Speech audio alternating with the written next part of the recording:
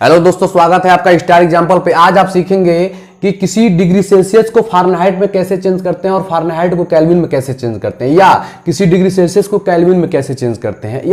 या degree Celsius, Fahrenheit, kelvin या क्या होता है, तो किसी ताप को यानी कि टेम्परेचर को मापने की इकाई होती है। इसी से किसी टेम्परेचर को मापा जाता है। आप किसी टेम्परेचर को यानी किसी ताप को डिग्री सेल्सियस में नापिए या फारेनहाइट में नापिए या केल्विन में नापिए। ठीक उसी प्रकार जिस प्रकार किसी दूरी को आप किलोमीटर में नापिए या मीटर में नापिए या एमएम में या सेंटीमीटर में, या किसी वजन को आप क्विंटल में नापिए, टन में नापिए, ग्राम में नापिए, किलोग्राम में नापिए, उसी प्रकार किसी भी तापमान को या मापने की इकाई होती है, या तो आप डिग्री सेल्सियस में नाप लीजिए या फारेनहाइट में नाप लीजिए या केल्विन में नाप लीजिए। तो आज मैं समझाऊंगा किसी डिग्री सेल्सियस को फारेनहाइट में कैसे चेंज करते हैं, या फारेनहाइट को केल्विन में कैसे चेंज करते हैं, या डिग्री सेल्सियस को फारेनहाइट में कैसे चेंज करते हैं।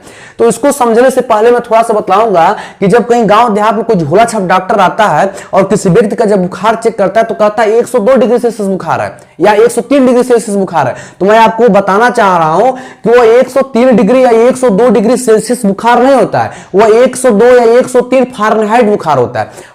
क्योंकि एक सामान्य मनुष्य के शरीर का जो अंदर का टेम्परेचर होता है, हमारे पूरे होल बॉडी का जो अंदर का जो टेम्परेचर है, अगर डिग्री सेल्सियस में नापते हैं तो 37 डिग्री सेल्सियस हमारे शरीर का टेम्परेचर है।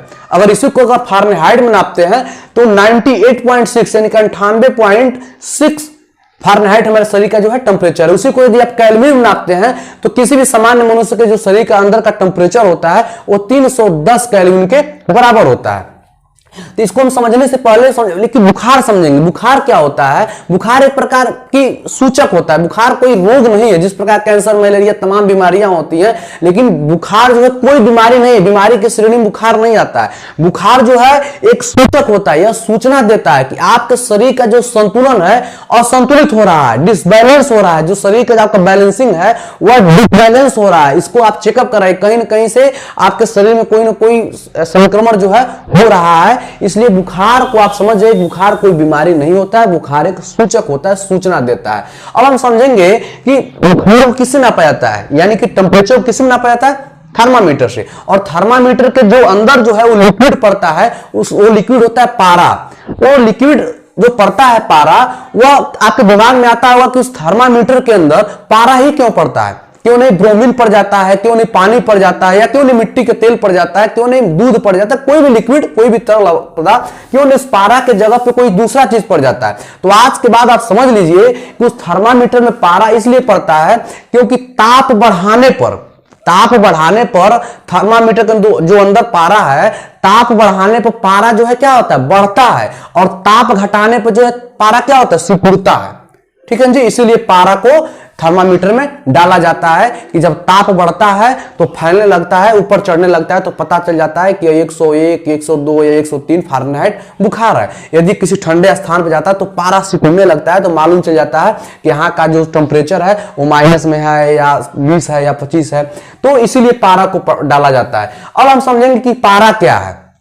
पारा एक प्रकार का तत्व है। पारा एक प्रकार क्या है? तत्व। अभी तक पूरे इस पृथ्वी पर 118 तत्वों की खोज हो चुकी है, 118 तत्वों की। उस 118 तत्वों में 98 तत्व जो है प्रकृति से प्राप्त हुए और 20 तत्व जो है कृत्रिम अवस्था से प्राप्त किए गए। प्रकृति क्या होता है, कृत्रिम क्या होता है, इसको समझेंगे कि जो तत्व आसानी से प्रकृति से हमको अपने आप मिल जाता है वो प्रकृति होता है। तो 118 तत्वों की अभी तक खोज हो चुकी है। तो उस 118 में 98 तत्व जो है आपका वह प्राकृतिक तत्व है, जो बिना मांगे अपने आप हमको प्राप्त हो जाते हैं। तो 98 और 20 तत्व हैं जो कृत्रिम है। कृत्रिम का मतलब होता है कि जिसका निर्माण मनुष्य करता है, मनुष्य उसको कई गैसों को और कई जो तत्वों को आपस में क्रिया करा के प्राप्त करता है, उसको कृत्रिम कहते हैं। यानी कृत्रिम समझिए, जो मनुष्य बनाता है उसको कृत्रिम कहते हैं, जो अपने आप मिल जाता है उसको प्रकृति तत्व कहते हैं। तो 118 में से 98 आपका हो गया प्रकृति से और 20 जो है आपका हो गया कृत्रिम। उसी में से एक पारा भी है। अब आपसे प्रश्न आता भी है कि 118 में से कितने ऐसे तत्व हैं जो तरल अवस्था में पाए जाते हैं, सामान्य टेम्परेचर पे तरल अवस्था में पाए जाते हैं। तो अपने दिमाग में सेट कर लीजिए कि 118 तत्वों में मात्र 2 ही ऐसे तत्व हैं, 2 ही तत्व हैं, एक पहला ब्रोमीन और दूसरा होता है पारा। यही 2 तत्व हैं जो तरल अवस्था में पाते हैं। तो अब हम समझेंगे कि यह चेंज कैसे होता है। समझेंगे, मान लीजिए 25 डिग्री सेल्सियस है, ठीक है जी, 25 डिग्री सेल्सियस को क्वेश्चन आ जाए कि 25 डिग्री सेल्सियस का को फारेनहाइट में चेंज करिए, तो फारेनहाइट में चेंज करने के लिए क्या करेंगे, इन दोनों को हम उठाएंगे। अब ये तीनों एक दूसरे के बराबर है, यह इसके बराबर है और यह इसके बराबर है, या यह इसके बराबर, तीनों आपस में बराबर है। तो इसको हम लेंगे तो C अपन हो जाएगा 5 और F माइनस 32/9। अब हमको 25 डिग्री सेल्सियस को हमको किसमें बदलना है, फारेनहाइट में। तो इस डिग्री सेल्सियस की जगह आप क्या लग देंगे, 25 और नीचे यहां क्या है आपका 5 इक्वल हो जाएगा F माइनस 32/9। अब दोनों तरफ फ्रैक्शन है, दोनों तरफ भिन्न है, तो इस भिन्न को खत्म करने के लिए आपको क्या करते हैं, क्रॉस मल्टीप्लाई करते हैं। तो पहले इसको काट लीजिए, 5 25 25 5 बार में कट जाएगा, तो बचेगा क्या आपका 5 और इधर आपका बचेगा F माइनस 32/9। अब क्या होगा, इसके नीचे कुछ हर नहीं, हम हर एक लगा देंगे, फिर ये फ्रैक्शन बन गया, दोनों तरफ भिन्न, इधर भिन्न है इधर भिन्न। भिन्न क्या होता है, जिसमें अंश और हर हो भिन्न हो गया। तो जब भिन्न है तो इसको भिन्न को खत्म करने के लिए हम क्या करते हैं, क्रॉस मल्टीप्लाई करते हैं, यानी तिर्यक गुणा करते हैं। तो एक का गुणा इसमें होगा, तो एक में किसी भी संख्या का गुणा होता है, चाहे वो कुछ भी हो, 1 2 3 4 7 8 कोई लाख हो, अगर एक का गुणा अगर किसी भी संख्या में होता है तो पुनः वही संख्या प्राप्त हो जाती है। तो ये हो जाएगा F माइनस 32 इक्वल और 9 का गुणा किसमें हो जाएगा 5, तो 9 5 जा 45। अब ये क्या हो जाएगा F, हमको केवल F ज्ञात करना है, और F क्या है, F फारेनहाइट है, हमको फारेनहाइट में चेंज करना है। तो हो जाएगा 45 और इधर आपका माइनस 32 है, तो इधर आएगा तो प्लस 32 हो जाएगा। तो F इक्वल, इसको अगर ऐड करते हैं तो 77, ये आपका क्या हो जाएगा आंसर। यानी कि 25 डिग्री सेल्सियस कितने फारेनहाइट के बराबर है, 77। 25 डिग्री सेल्सियस किसके बराबर है, 25 डिग्री सेल्सियस जो है 77 फारेनहाइट के बराबर होता है। अब इसके बाद हम समझेंगे, यदि केल्विन में चेंज करने के लिए आ जाए, कि आपको कह दे कि 15 डिग्री सेल्सियस को अब केल्विन में, आप फारेनहाइट में चेंज करना सीख गए, यदि 15 डिग्री सेल्सियस को कह देंगे केल्विन में चेंज करिए, तब इसको और इसको लेंगे। अब इससे फारेनहाइट में मतलब नहीं है, इसको डिग्री सेल्सियस को और केल्विन को लेंगे। तो हो जाएगा आपका, पहले फार्मूला लिखेंगे C/5 और इक्वल K माइनस 273/5। तो सबसे पहले क्या करेंगे, अब यहां पे हम डिग्री सेल्सियस यानी कि C की जगह क्या रख देंगे 15, तो यहां पर हो जाएगा 15/5 इक्वल इधर क्या हो जाएगा K माइनस 273/5। अब देखिए दोनों के नीचे 5, इधर भी 5 है, 5 से 5 क्या हो जाएगा, कट जाएगा, कैंसिल हो जाएगा। अब इधर बचेगा आपका 15 इक्वल K माइनस 273। अब क्या हो जाएगा, आपको हमको केवल K का मान ज्ञात करना है, और K क्या है, केल्विन है। K का जो मान आएगा वही केल्विन हो जाएगा।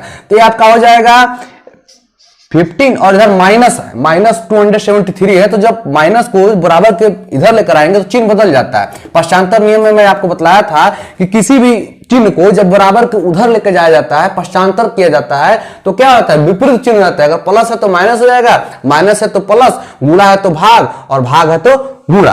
तो यह माइनस में है, तो माइनस से जब इधर आएगा तो क्या जाएगा प्लस 273 इक्वल। अब तो यह इधर चला आया, अब बचेगा केवल K। अब इसको ऐड कर देंगे तो ये हो जाएगा 5 3 8 और 7 1 8 288 इक्वल K। यानी कि अगर 15 डिग्री सेल्सियस को आपको केल्विन में चेंज करना होगा तो 15 डिग्री सेल्सियस बराबर क्या हो जाएगा 288 केल्विन, यही आपका क्या हो जाएगा आंसर। तो उम्मीद करता हूं कि आप समझे होंगे कि डिग्री सेल्सियस को फारेनहाइट में कैसे चेंज करते हैं, या फारेनहाइट को केल्विन में कैसे चेंज करते हैं, या डिग्री सेल्सियस को केल्विन में कैसे चेंज करते हैं। इन तीनों को आप बहुत ही आसानी से हल कर सकते हैं, चेंज कर सकते हैं। और आज के बाद अपने दिमाग में सेट कर लीजिए कि वह जो डॉक्टर आता है और कहता है कि 103 डिग्री बुखार है, 102 डिग्री बुखार है, तो डिग्री नहीं होता है। आप सोच करके देखिए कि आप साइंस अगर पढ़े होंगे, साइंस में पढ़ाया गया है कि 100 डिग्री सेल्सियस पे, 100 डिग्री सेल्सियस पे पानी क्या होता है, बॉयल करने लगता है, पानी जो है उबलने लगता है। तो जब 100 डिग्री सेल्सियस से पानी उबलने लग रहा है और उस उबलते पानी में आपका यदि उंगली पड़ जाता है तो आपका उंगली जल जाता है, तो आप सोच करके देखिए कि ये उससे भी अधिक, 100 से भी अधिक, 102 103 डिग्री सेल्सियस आपके शरीर का जो तापमान हो जाएगा, तो क्या आप जिंदा बचेंगे, ऑन स्पॉट एक्सपायर हो जाएंगे। तुम्हारे शरीर के जो अंदर का टेम्परेचर होता है, डॉक्टर आपसे कहेगा तो आप कहिएगा कि 103 डिग्री सेल्सियस बुखार नहीं है डॉक्टर साहब, 103 फारेनहाइट बुखार है। ठीक है, तो समझ गए कि वह 100 डिग्री सेल्सियस पे पानी जब बॉयल करने लगता है तो कैसे हमारा तापमान 102 हो जाएगा, क्योंकि पानी जो होता है 100 डिग्री सेल्सियस पे, 100 डिग्री सेल्सियस पे पानी जो होता है बॉयल करने लगता है, और 0 डिग्री सेल्सियस पे, 0 डिग्री सेल्सियस से कोई भी पानी जो है ना बर्फ बनने लगता है। आपसे प्रश्न आए कि पानी कितने डिग्री सेल्सियस से बर्फ बन के तैयार हो जाता है, कहते हैं कि 0 डिग्री सेल्सियस पे पानी जो है बर्फ बन जाता है, लेकिन उनका जवाब गलत है। आज के बाद सेट कर लीजिए अपने माइंड में कि कोई भी पानी जो होता है ना जी, वह 0 डिग्री सेल्सियस पे पानी जो होता है बर्फ बनना चालू होता है, लेकिन अगर पूर्ण रूप से वो जल पानी बन करके तैयार कब होता है, 40 डिग्री सेल्सियस जब तापमान हो जाएगा तब वो पानी क्या हो जाएगा, बर्फ बन जाएगा। उम्मीद करता हूं कि आप काफी कुछ सीखे हैं। धन्यवाद।